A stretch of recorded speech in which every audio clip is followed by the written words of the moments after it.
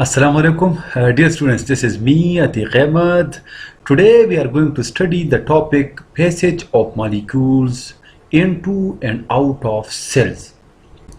In this topic, we will study how the molecules move into the cell and how they move outside the cell. The cell membrane acts as barrier to most but not all molecules. The cell membrane, as we have already studied, it is a selectively permeable membrane, or in other words, it is known as semi-permeable membrane. So it is known as selectively permeable membrane because it allows certain molecules to move through it, those molecules which are required by the cells, while it does not allow those molecules which are not required by the cells. So it is a selectively permeable membrane or semi-permeable membrane. It allows small molecules which are required by the cell to pass through it and to enter into the cell. Similarly, those molecules which the cell has to expel out, so the cell membrane allows those molecules, small molecules, to pass through it and to be expelled out of the cell. Now the cell membrane maintains equilibrium, or in other words balance, inside the cell as well as the outside environment by exchanging matter with the cell's environment according to the needs. As we have already discussed, that the cell basically allows certain molecules which are required to pass through it and to move inside the cell, as well as the cell membrane allows certain small molecules to move out of the cell, and this all movement is basically dependent on the cell requirement. So cell maintain balance between the inside of the environment, inside of the cell, as well as the outside environment according to its needs. And this process of movement of matter, of movement of molecules across the cell membrane occurs through various processes. Diffusion is one of the processes. Another process is facilitated diffusion, osmosis, filtration, ectotransport, endocytosis, and exocytosis. These are various processes through which the molecules move inside the cell as well as outside the cell. We will move towards the teaching points. We will study these various processes one by one. We will start from the diffusion or transport. Diffusion is basically the movement of molecules from an area of higher concentration to the area of lower concentration without the use of energy.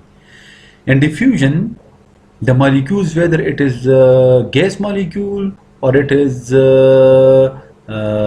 liquid molecule, it will move from higher concentration to lower concentration without the use of energy.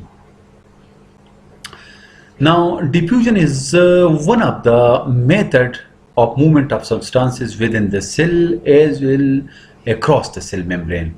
Now small molecules can move through the process of diffusion. For example, carbon dioxide, oxygen, water, glucose, etc., etc. These molecules can pass through the cell membrane by the process of diffusion, and they move from higher concentration to lower concentration. Though diffusion is a slow process, but still it is a rapid and efficient process to fulfill the needs of the cell.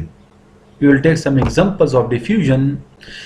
The gas exchange in the gills and the lungs occur by this process. Suppose we take the example of lungs. In humans, whenever we inhale the oxygen, so this oxygen passes through the respiratory tract and reaches to the lungs. In the alveoli of the lungs, this oxygen is higher, its concentration is higher, so it will diffuse from here, from the alveoli, into the blood capillaries which surround the lungs. On the other hand, in the capillaries, the carbon dioxide concentration is high, because dead blood contain high concentration of carbon dioxide, which is basically brought from various tissues. So the carbon dioxide is higher inside the blood. So from the higher concentration from the blood, the carbon dioxide will diffuse and will cross the membrane, the wall of the capillaries, to enter into the lungs. So this is one of the example of diffusion. Similarly, movement of glucose molecules from the small intestine into the blood capillaries of the villi. This is another example of the diffusion. Whenever the food is digested, so the digestion is basically completed in the small intestine. Now in the small intestine, there are small microscopic millions of microvilli. So the digested food material, the glucose molecule, etc., those pass from the small intestine, where its concentration is higher, into the blood capillaries in the villi, where the concentration is lower. So the molecule move from higher concentration to the lower concentration from the small intestine into the capillaries of the villi.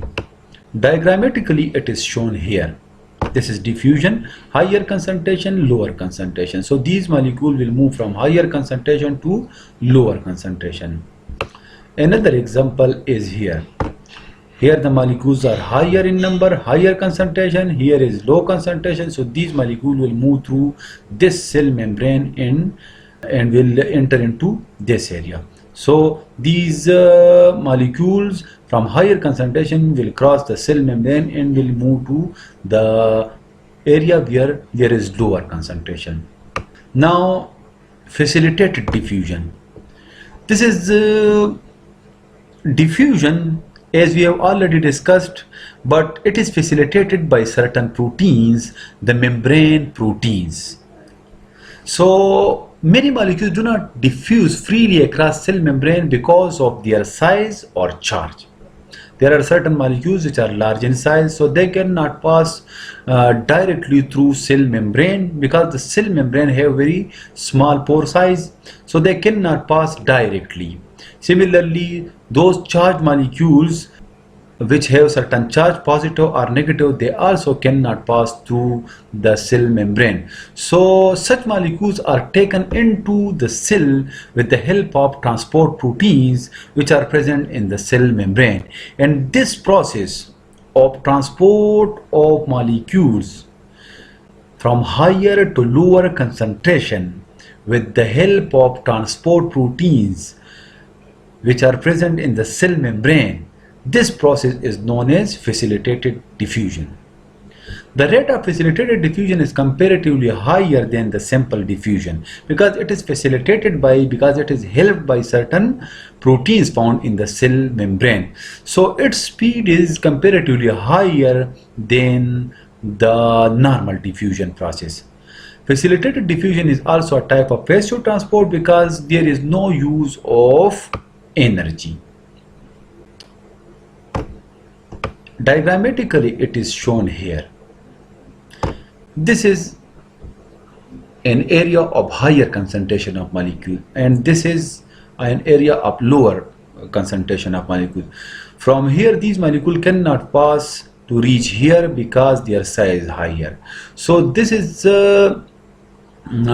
these molecules, so here it is shown that these molecules can pass through this cell membrane through the help of this protein. This is transport protein.